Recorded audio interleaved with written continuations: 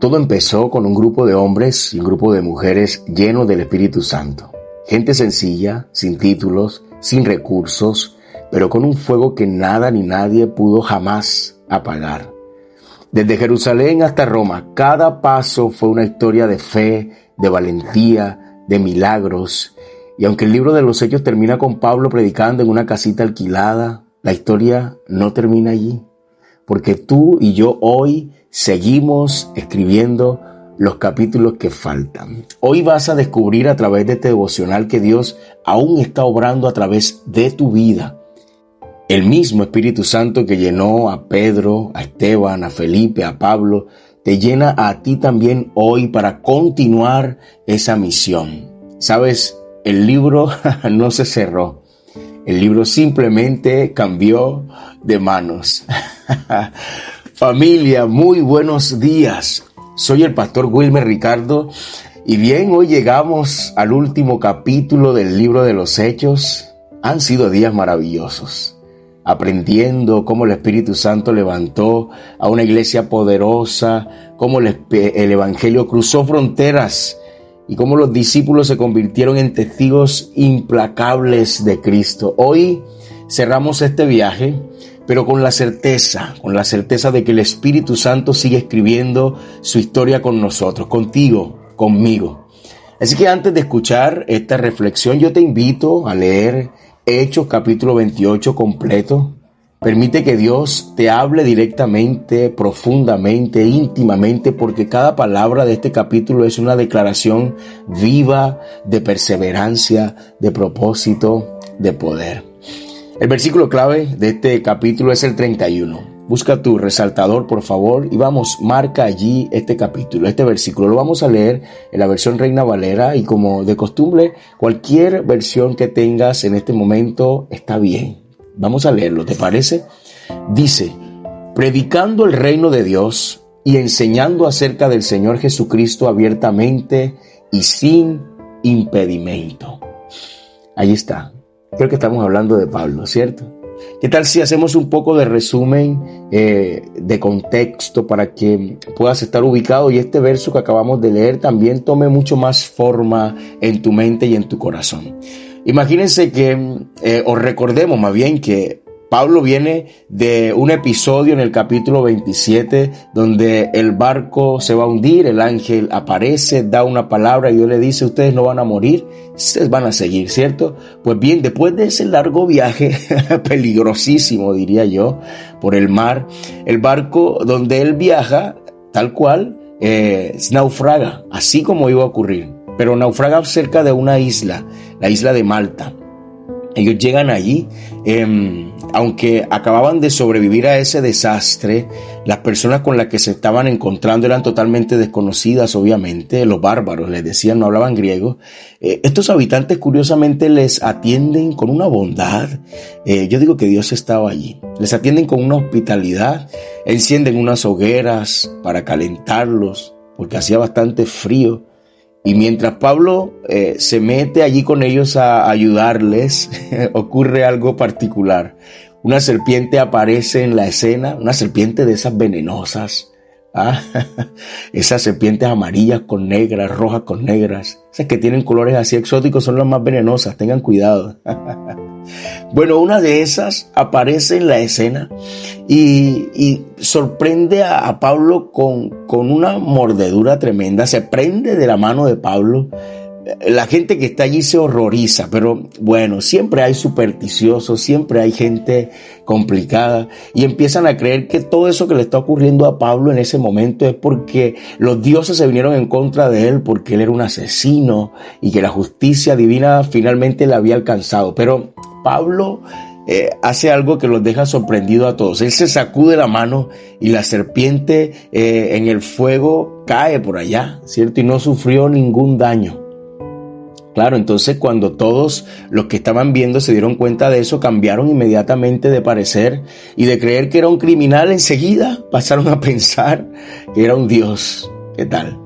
Ya a los pocos días, el principal de la isla, Publio, lo hospeda en su casa con bastante generosidad, hay que reconocerlo. Su padre estaba enfermo de fiebre y allí está Hay que aprovechar enseguida, ¿cierto? Pablo, ¿qué hizo? Oró por el papá de este hombre, le impuso las manos y Dios lo sanó. A mí me parece, yo me río cada que leo y repaso este texto, porque Pablo no perdía tiempo, ¿sabe? Pablo no llega y dice que vamos a hablar, vamos a tomarnos un cafecito. No. Pablo hacía lo que tenía que hacer. ¿Cuántos conocen personas así? Yo conozco personas así. Yo conozco gente que no pierde tiempo, ¿sabe? Y si no conoce gente, pues tienes que ser tú, tengo que ser yo, de esos que no pierden tiempo, que Dios nos está usando en todo momento, ¿verdad? Cuando se supo que Pablo había sanado al papá de este hombre, imagínense qué pasó. Todos los enfermos de la isla, claro, enseguida aparecieron para ser sanados y sin duda fueron sanados toditos. Y por eso a partir de ese momento los habitantes de Malta, ¿qué hicieron? Honraron a Pablo, le proveyeron de todo lo que necesitaban para el viaje y se comportaron de una manera diferente después de ver los milagros y de lo que Dios estaba haciendo a través de él. Bien, pasan 3 meses, Pablo y sus compañeros abordaron otro barco junto a Italia, rumbo ya hacia Italia. Hicieron una escala en Siracusa, luego en Regio y finalmente en Puteoli, donde se quedaron. Encontraron allí algunos hermanos que los animaron, les ofrecieron hospedaje y desde allí siguieron hacia Roma. Y al enterarse de que Pablo venía en camino, de que llegaba, los creyentes salieron a recibirlo de una manera muy bonita. Al verlo, claro, Pablo se sintió fortalecido, se sintió mucho más animado. Fue un momento emotivo muy lindo.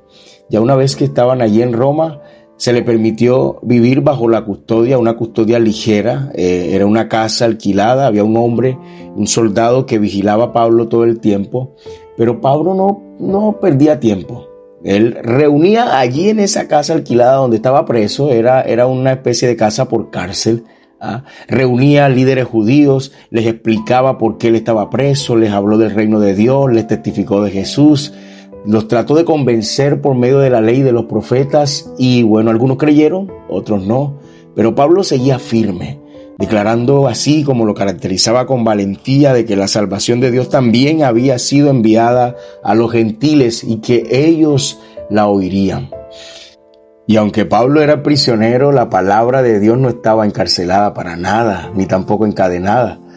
Durante 2 años completos, Pablo predicó desde su casa, esa casa alquilada, recibiendo a todos los que venían a escucharlo, enseñando acerca del Señor Jesucristo con toda libertad, sin impedimento. Yo me imagino esa locura tremenda. Es un preso. La gente iba hasta allá, hasta la casa que tenía por cárcel, a recibir la palabra de Dios. Eso era un hombre que portaba sin duda el Espíritu Santo con él. El libro termina realmente allí, pero no con un punto final, ¿sabes? Es como si el Espíritu Santo dijera, bien, ahora la historia le toca escribirla a ustedes. Ahora la historia continúa con ustedes. Y sí, es aquí donde todo yo lo recibo como algo personal. Eso, desde que no hubo punto final en esta historia o no hubo cierre, no fue un error de escritura ni de redacción, no.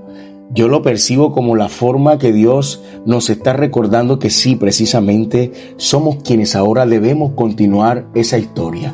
¿Qué aprendimos tú y yo de todo este viaje, de toda esta narración del capítulo 1 hasta el capítulo 28 del libro de los Hechos de los Apóstoles, de Pablo? ¿Qué aprendimos? Pues todo lo que aprendimos es para entender en este tiempo que tú y yo hemos sido llamados a seguir escribiendo los hechos de este momento.